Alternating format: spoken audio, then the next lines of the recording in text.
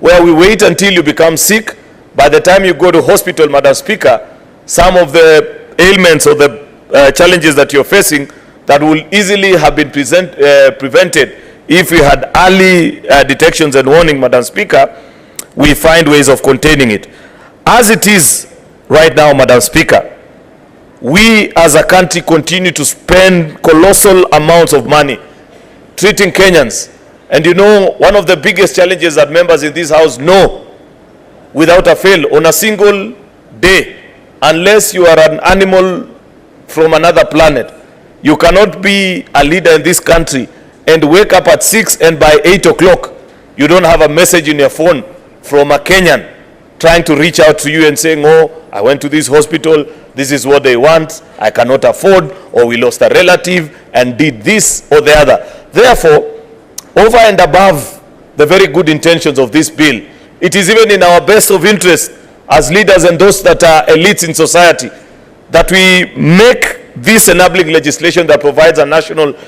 social health insurance, Madam Speaker, that will ensure that quality health care is affordable to those at the lowest of the pyramid. This is about a shared responsibility and a shared burden, Madam Speaker, so that people like you and I who earn better, Madam Speaker, can pay more, feel the pain slightly, but ensure that while I am deducted or earn or pay more for it, Madam Speaker, millions of the people that I represent in this house are brought onto the national health system, Madam Speaker, and therefore they are able to take care of themselves. Remember, Madam Speaker, that part of the laws that we passed in Turkana, number one, on the community health volunteers or promoters, Madam Speaker, people that will be going around people's homes, training them, looking after them, teaching them healthy habits, how to live their lives and ensure that they have long, fruitful, healthy lives. We have already passed the enabling legislation for that as a house, Madam Speaker. Immediately after that, we said because many of our local hospitals at the local level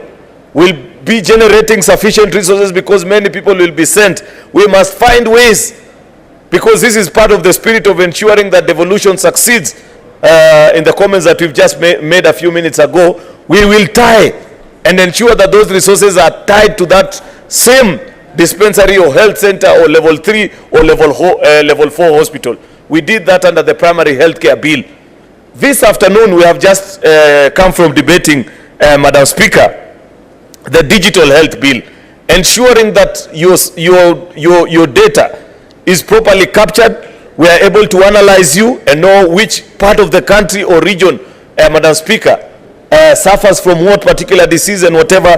challenges, and deploying the proper resources in terms of health facilities to them. This now, Madam Speaker, is the last of the 4 bills, ensuring, because at the end of the day, somebody must pay, Madam Speaker, and because we are not all the same, we are not equally blessed as a country, but we are a country that believes in equity. We all went to the campaigns and pledged that we shall ensure that we build a nation and a society where even those that are not endowed with much resource, Madam Speaker, feel proud and part and parcel to be part of this society, Madam Speaker. And that is part of the organs and the tenets that are being pushed by this bill. Having a national, a social health insurance that ensures that the villagers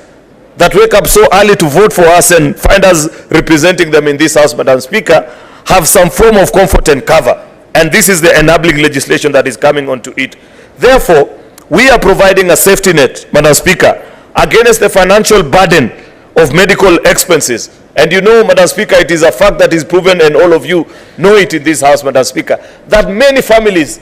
are just one illness away from poverty. That all it takes sometimes to knock people from living a normal, decent life where they are able to fend for themselves is just a member of their family to fall ill, Madam Speaker, because of how our healthcare system is organized. And that is why every president and presidential candidate that has participated in the last 4 or 5 presidential elections in this country, Madam Speaker, from 2002, 2007, 2013, 2017, 2022, has been pledging UHC, Madam Speaker, because people appreciate and they know that it is important for us as a nation, Madam Speaker, to build a different healthcare system separate from what we have. What we have, Madam Speaker, is a capitalist healthcare system where it is only accessible to those that can pay, Madam Speaker. And we cannot continue that way. You need, Madam Speaker, to build